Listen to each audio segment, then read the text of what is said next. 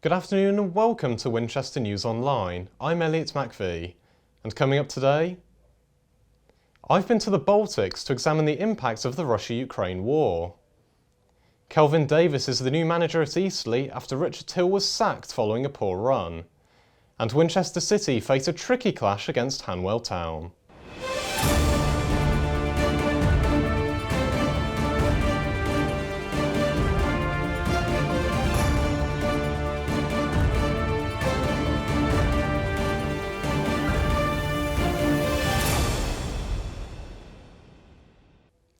Now, it's been 2 years since Vladimir Putin launched his full-scale invasion of Ukraine. As part of a special investigation, I travelled to one nearby country to examine the impacts the war is having there.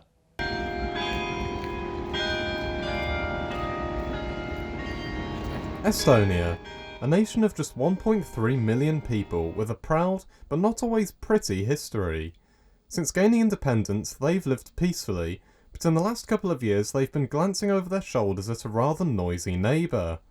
Their capital Tallinn lies just 135 miles from the border with Russia, and ever since the military actions were launched in Ukraine, they've been fearing that they might succumb to a similar fate. But even while the fighting stays a long way off, the effects of the conflict certainly haven't.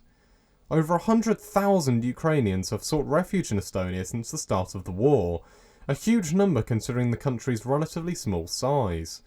And only last week, the Estonian Prime Minister Kaja Kallas was put on a wanted list by the Kremlin. But the impact of the war hasn't just been restricted to here in Eastern Europe. The conflict has also had its fair share of effects a bit closer to home. The city of Winchester has been doing its bit to help shelter and support those fleeing war-torn areas. At St Peter's Catholic Church, a sanctuary welcome hub has been set up to offer expertise, advice and specialist support for Ukrainians, as one local charity has been telling me. Refugees also suffer other problems, including worrying about money, clothes, accommodation and schools. There is a constant concern about loved ones being left behind. We are very, very proud that St Peter's alongside other churches are contributing in a small way to help those people who need our support. Our home is their home now.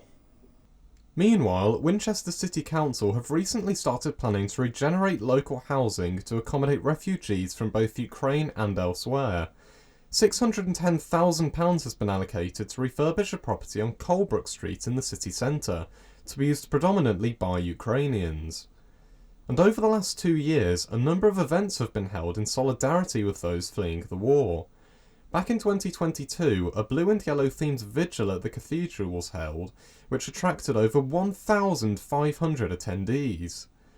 So after 2 years, those Ukrainians living in Winchester still don't know when they might be able to return home, but they can be reassured that their security and well-being is in safe hands. Now it's time to go over to sport with Charlie Blake. Thanks, Elliot. Winchester City welcomed back Trevor Cabourn for their home clash with Hanwell at the weekend. The tricky winger has been out for more than a month and impressed on his return, as Jacob Rayner reports.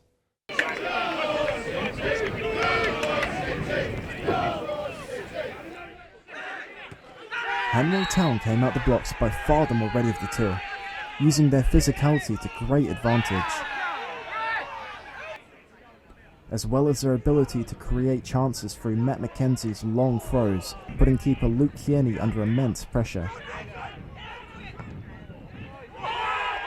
and eventually culminating in Isaac Olaronfemi's breakthrough on the 40th minute mark.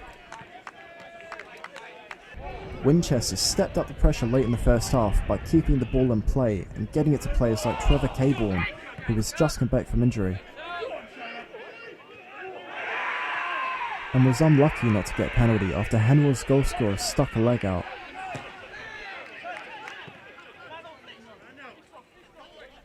Cabourn was the victim of a cynical challenge at the end of the first half, which raised tensions between the two teams. He continued to cause Hanwell problems into the second with a headline-grabbing effort off the edge of the box. At last, a great team move by Winchester led to a leveller late in the game.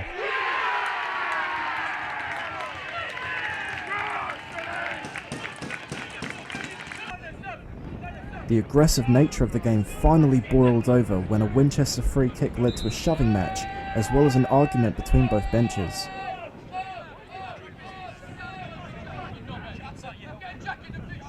Winchester missed their chance in the dying embers, leaving both teams with a point, but Winchester manager will be happy about Cabourne's performance so soon after returning from injury. Yeah, well, he's been out for a little while, so he probably wasn't at his sparkling best, but he's such a threat, and just could have fallen for him a few times in the box, didn't quite fall for him, and he was good, and he'll get better as well. Next game, Winchester can go 6 points off the playoffs against Poole, who have the worst form in the league. Jacob Rayner, WINOL News. Eastleigh have a new manager, Kelvin Davis, who had one match in charge as caretaker boss of Southampton. Former manager Richard Hill was sacked after yet another defeat for the Spitfires on Saturday. Callum Maggs brings us more. Eastleigh Football Club are making some rather large changes this season, as former manager Richard Hill has left the club by mutual consent with immediate effect. Eastleigh have only managed 4 points in their last 11 games, being knocked out of the FA Cup during this time. Performances have led to frustration in the fans, with the sudden dip in form being rather unexplainable. Earlier on in the season, Eastleigh had progressed to the third round of the FA Cup, a rather impressive feat for a club in their division, but were knocked out in the replay against Newport County, who went on to play Manchester United in the fourth round. However, a new face is down at the touchline in hope to restart the Spitfires engine. Kelvin Davis, former goalkeeper and captain of Southampton, has taken on the duty of managing the National League club, aiming to turn things around and ignite the spark that burned bright at the start of the season. The new manager hopes to bring excitement to the club and the fans, with an energetic style of play being at the forefront of his ideas. Will this new appointment lead to the turnaround in Eastleigh's form and regain their place at the top half of the table? Callum Maggs, Winchester News Online. It is fair to say 9th tier Moneyfields are having one of the best seasons in English football, and that's despite not having a ground of their own for nearly 2 years. Taylor Greer reports. 710. That's how many days it's been since Moneyfields played our official home game. This is due to the delays of the redevelopment of the home ground, Dover Road. Last season, Moneyfields played all their games away from home until November. In the second half of the season, Moneyfields played at Wesley Park, home of National Southside, Havant and Waterloo. This season, Moneyfields are averaging 2.77 points per game.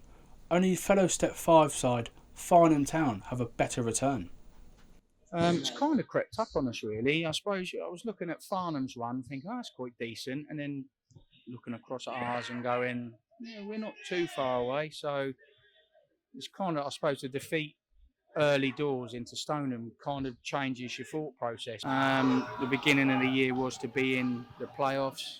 Without sounding conceited, I think we're probably just about there into the playoffs. Moneyfields failed to pick up all 3 points for the first time since August, following their 2-2 draw with ASC Portchester, despite having a 2-goal lead. Early in the first half, Cal Laycock's cross was tapped home by James Franklin. Franklin's effort was denied by the woodwork, but Laycock, a former Portchester player, converted the rebound as he scored his 30th goal of the season. Dan Woodford's header early in the second half saw Portchester back in the game. Brooks' chance later in the second half just went wide of the post, but Brooks did indeed get in the score sheet after his penalty late on. I think there's obvious disappointment, obviously being 2-0 up and conceding the goals the way we did. But to come away from here with a point, we would have took that before the game. So, in a way, good result. Moneyfields and Portchester are clear favourites to reach the playoffs, as they both look for promotion to the Southern League. Taylor James, Winchester News Online. And now for a look at the rest of the weekend's results with Guy Nicklinson. In the Championship, Southampton had a comfortable 2-0 away win at West Brom, putting them in third place, just outside the automatic promotion spots. Saints host Hull City tonight as they look to build another great run of results. And in League One, arch-rivals Portsmouth romped to a 4-1 win over Reading, keeping them top of the league. There was an important 2-0 win for Aldershot Town against playoff rivals Altrincham in the National League. Meanwhile, in the Southern League, Basingstoke narrowly overcame Poole Town 1-0 on Saturday, and a last-minute winner from Farnborough was enough to claim victory in a thrilling 3-2 clash with Truro in the National League South. Stoneham continue to cement their place at the top of the Wessex Premier Division, thanks to a 2-0 win away to Portland United. And finally, in Division 1, Romsey Town played out a thrilling 3-3 draw with Alresford Town. Up next, we head over to the women's tennis match against Bristol Thirds. Ryan Donelly was courtside to report. The Winchester women's team hosted Bristol Thirds in an intense cup game last Wednesday. Alessa Yosifova and Marta Argentina began the day with a successful win in their doubles match. The score was 7-5, 6-4. However, Jess Harrison and Liv Wellings were unfortunate to come away from the game with a loss. The result was 3-6, 3-6. After the doubles match, Alessa battled hard against Bristol's first seed and hit some impressive shots, but she was unable to unsettle the away opponent, and it was an upsetting result for the women's team captain. Marta Argentina once again found herself defeating her opponent in an enthralling game, which has continued her unbeaten run since the start of the season. The score ended with a successful 4-6, 6-0, 11-9 win. Jess Harrison was on the wrong end of the result with a 1-6, 3-6 loss. However, this was nothing to take away from her performance. Liv Wellings also put everything into her performance, but despite playing a good game, she walked away with a 3-6, 2-6 loss. Yeah, so Marta is undefeated in her singles this season, which has been incredibly impressive, but also Liv, my doubles partner, for showing up and really fighting for every single match we've had, so she's been really impressive this season, yeah. Despite being knocked out of the cup in an unfortunate 4-2 loss to the Bristol Thirds, the Winchester women's team will have to bounce back in their next league match away from home. They currently sit in third position in the table and are optimistic of finishing higher. Ryan Donelly, Winchester News Online. And that's all the sport for you this week.